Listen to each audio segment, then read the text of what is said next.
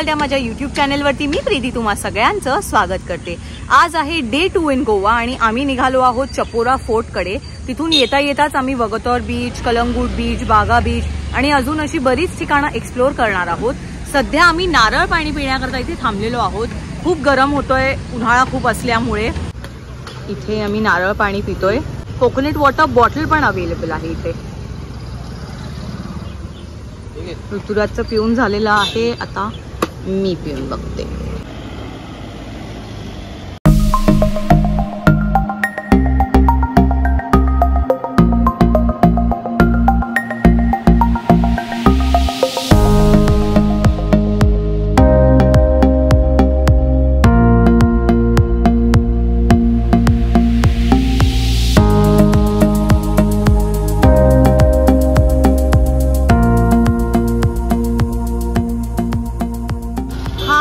चपोरा फोर्टचा parking area, 2 wheeler 4 wheeler सगळंच park करू शकता तुम्ही इथे।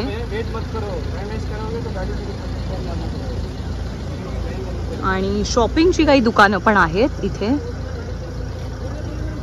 इथे काही सोव्हिनियर्स जर तुम्हाला घ्यायचे असतील तर ते तुम्ही घेऊ शकता। छोटे पर्स आहेत, कोस्टर्स आहेत, त्यानंतर हे काही फ्रिज मॅग्नेट्स आहेत आणि कीचेन्स पण आहेत। थोडंसं ट्रेकिंग करून आपल्याला वरपर्यंत जायचं आहे। असा थोडासा ट्रेक करत आम्ही पोचलो आहोत चपोरा फोर्टला। आता वर जाऊया आणि बघूया काय काय आहे ते।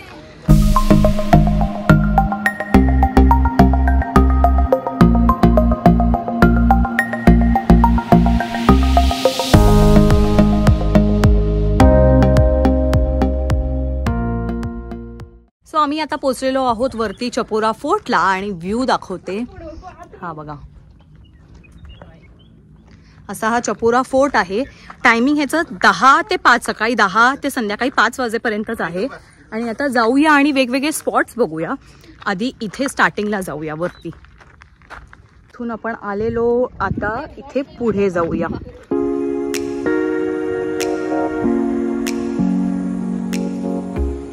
सो आम्ही आता आलेलो आहोत चपोरा फोर्टला। खालती चपोरा रिव्हर आहे म्हणून ह्या किल्ल्याचं नाव चपोरा फोर्ट आहे।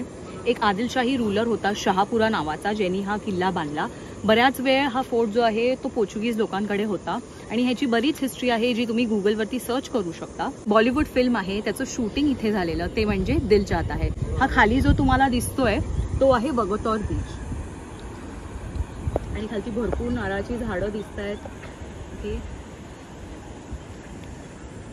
सो खूप छान सीनिक ब्युटी आहे इथे। इथे तुम्ही आला तर भरपूर वेगवेगळे स्पॉट्स आहेत फोटोज काढण्याकरता। आता आम्ही पण काही फोटोज काढून घेतो। या बघा, त्या बोटी पण दिसत आहेत आणि मुळात म्हणजे सुंदर व्ह्यू आहे। हे बघा, खूप सुंदर व्ह्यू आहे। इथे पण खाली पण काही लोक गेलेत। बघू, आम्हाला जमलं तर आम्ही पण जायचा प्रयत्न करूया बघा इथे खाली। सो तिथून आपण आता तिथे खाली जाणार आहोत। तिथे एक छान स्पॉट आहे मस्त फोटोग्राफी करता, खालती छान समुद्र दिसतो। चला जाऊया।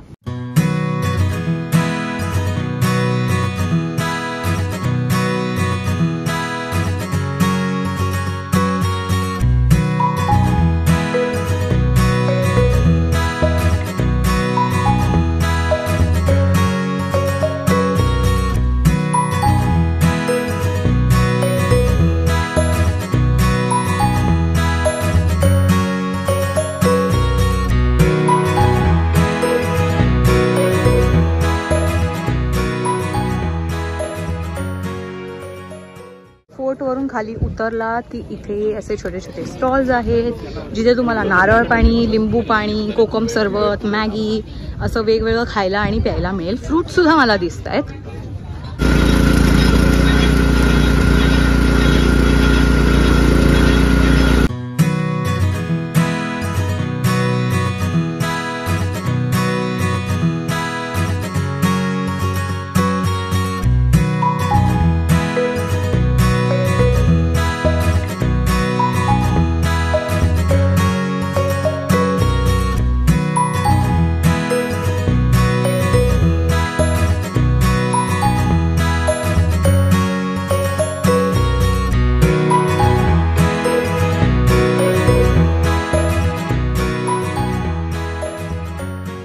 तर आता आम्ही आलो आहोत वगतोर बीचला. चपोरा फोर्ट पासून अगदी 2 मिनिटांच्या अंतरावरती हा बीच आहे.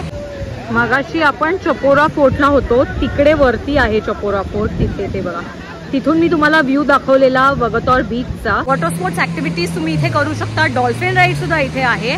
हा बघा बीच, हा बीच आहे. छान क्लीन बीच आहे. हे बघा, हे सगळे वॉटर स्पोर्ट्स ऍक्टिव्हिटीज आहेत. जेट स्की आहे, स्पीड बोट आहे, त्यानंतर डॉल्फिन राईड सुद्धा आहे, बंपर राईड सुद्धा आहे. वगतोर बीचच्याच बाजूला इथे शॉपिंग करता छोटे छोटे शॉप्स आहेत भरपूर. इथे बॅग्स आहेत भरपूर लावलेल्या. त्यानंतर बीच वेअर आहे, मुलांकरता शर्ट्स आणि शॉर्ट्स आहेत. छान क्यूट पर्सेस आहेत लहान मुलींकरता मस्त. गोवा शॉपिंगचा एक वेगळा व्हिडिओ मी बनवणार आहे, ज्यात मी तुम्हाला पूर्ण माहिती देणार आहे की कुठे तुम्हाला काय काय वस्तू मिळू शकतात आणि किती रेट आहे त्या वस्तूचा. आता अंजुनाजवळ पेट्रोल भरायला थांबलोय आणि समोर आम्हाला छान आंब्याचं झाड दिसलंय. मस्त कैऱ्या लागलेल्या आहेत मोठ्या. बघा ते आहेत. त्यानंतर इथे वरती आहेत. ते बघा इथे आहे, इथे आहे. ओ, इथे सुद्धा एक झाड आहे. इथे सुद्धा छान कैऱ्या लागलेल्या आहेत. गोव्यामध्ये पण आंब्याची झाडं खूप आहेत. म्हणजे नारळाची झाडं आहेत, केळ्यांची झाडं आहेत आणि त्यासोबत आंब्यांची भरपूर व्हरायटी आहे. मला वाटतं इथे हापूस जास्त मिळत नसेल. रायवळ, केशर ही सगळी व्हरायटी मिळत असेल.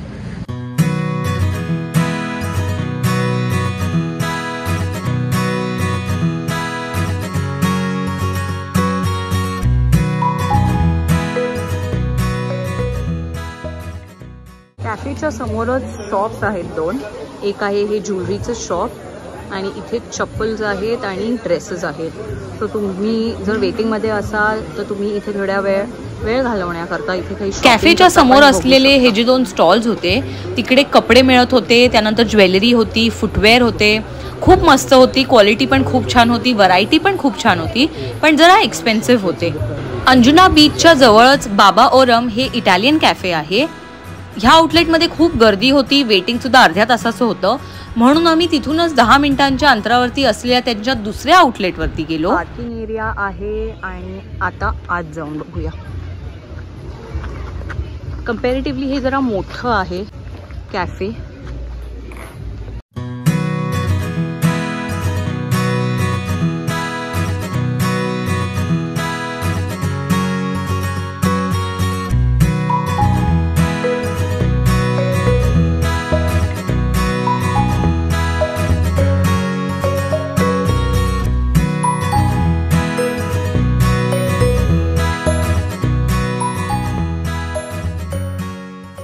आता आम्ही आलोय बाबा ओरम ह्या इटालियन कॅफे कम बार कम फूड जॉईंटमध्ये. आणि हे रेस्टॉरंट बेसिकली पहिले हे जे कपल होतं ते आधी युरोपमध्ये एक छोटासा फूड ट्रक होता त्यांचा पिझ्झाचा. त्यानंतर ते अर्पोराला म्हणजे गोव्याला आले आणि गोव्याला एक छोटंसं रेस्टॉरंट होतं 7 वर्षांकरता जे ते रन करत होते. त्यानंतर त्यांना खूप प्रसिद्धी मिळाली, खूप लोक यायला लागली, म्हणून मग त्या लोकांनी ठरवलं की एक छान एस्टॅब्लिश करूया रेस्टॉरंट एक. आणि मग बाबा ओरम हे रेस्टॉरंट त्यांनी एस्टॅब्लिश केलं. सो ही एक हिस्ट्री आहे त्या रेस्टॉरंटची. आता हॉट चॉकलेट मी मागवलेलं आहे.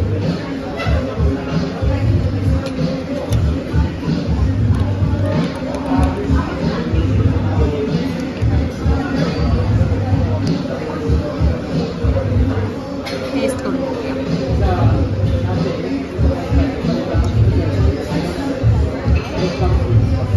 ठीक आहे, नॉट सो ग्रेट. म्हणजे ह्याच्यापेक्षा बेटर हॉट चॉकलेट्स मी प्यायले आहे. हे बेस्ट आहे असं मी म्हणणार नाही. जर परत एकदा ट्राय करायचं जर कोणी मला सांगितलं तर मी हे ड्रॉप करेन.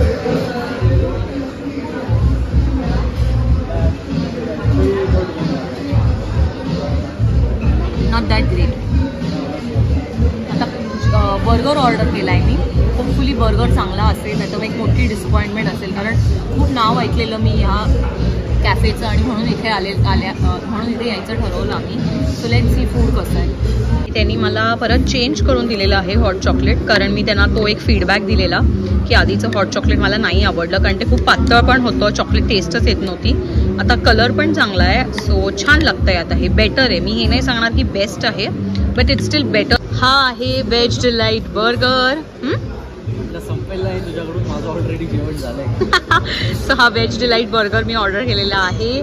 सोबत फ्राईज आलेले आहेत आणि हे कोणते, हे टोमॅटो केचप आहे. आय डोंट नो हे काय आहे. आता टेस्ट करून बघूया कसं आहे ते. मी फ्राईज खाऊन बघतेय.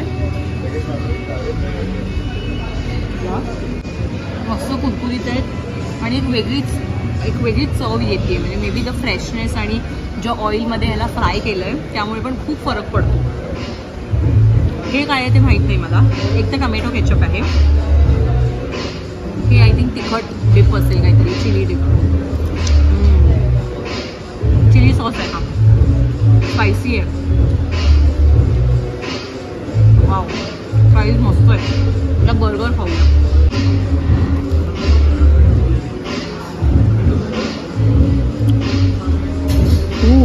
घ्या.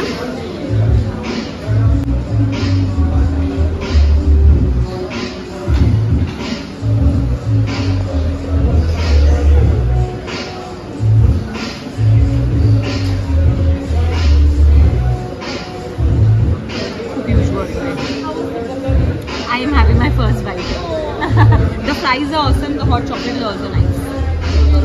Yes. Thank you. टेस्ट करून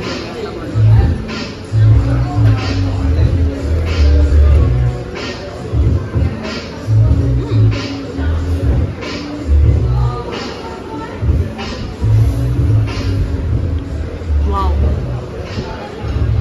ऑसम.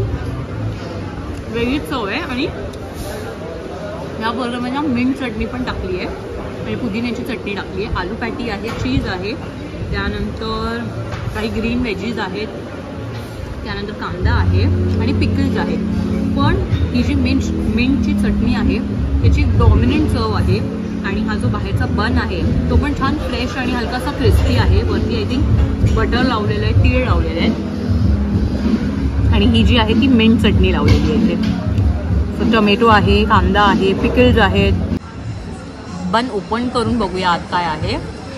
ओके, सो इथे ऑलिव्ज आहेत, त्यानंतर इथे कांदा आहे, टोमॅटो आहे आणि हे ग्रीन काय आहे माहीत नाही, ॲलपिनोज आहेत आय गेस. आणि ही पॅटी आहे, टोमॅटोज आहेत.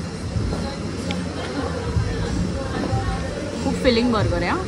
मस्त, खूप मस्त आहे बर्गर. हॉट चॉकलेटची प्राईस होती 150 रुपीज आणि व्हेज डिलाईट बर्गर होता 470 रुपयाचा. आय नो खूप एक्सपेन्सिव्ह आहे, मी सुद्धा पहिल्यांदाच एवढा महाग बर्गर खाल्लेला आहे. पण जर बर्गरची साईज तुम्ही बघितली तर मॅकडॉनल्ड्समध्ये मिळणारा जो नॉर्मल बर्गर आहे एक, त्याच्यात दुप्पट क्वांटिटी होती या बर्गरची. प्लस फ्राईजसुद्धा दिलेले त्याच्यासोबत. सो बर्गरची क्वांटिटी जास्त असल्यामुळे मी म्हणेन की 2 माणसं एकदम आरामात हा बर्गर आणि फ्राईज पोट भरून खाऊ शकतील. कॅफेमध्ये स्विमिंग पूलसुद्धा आहे आणि राहायची सोयसुद्धा आहे. सो जर तुम्ही गोव्याला आलात तर ह्या कॅफेला नक्की भेट द्या, कारण इकडला ॲम्बियन्स, इकडलं जेवण सगळंच खूप कमाल होतं. आणि इटालियन कॅफे असल्यामुळे ती फूडची जी टेस्ट आहे ना ती खूप वेगळी होती. पुढच्या व्हिडिओमध्ये मी तुम्हाला दाखवणार आहे गोव्याची नाईट लाईफ कशी असते ती. So stay tuned. हा व्हिडिओ आवडला असेल तर व्हिडिओला लाईक करा, शेअर करा आणि असेच छान छान व्हिडिओज पाहण्याकरता प्रीतीज वर्ल्ड ह्या माझ्या यूट्यूब चॅनलला सबस्क्राईब करून बेल आयकनला सुद्धा नक्की क्लिक करा.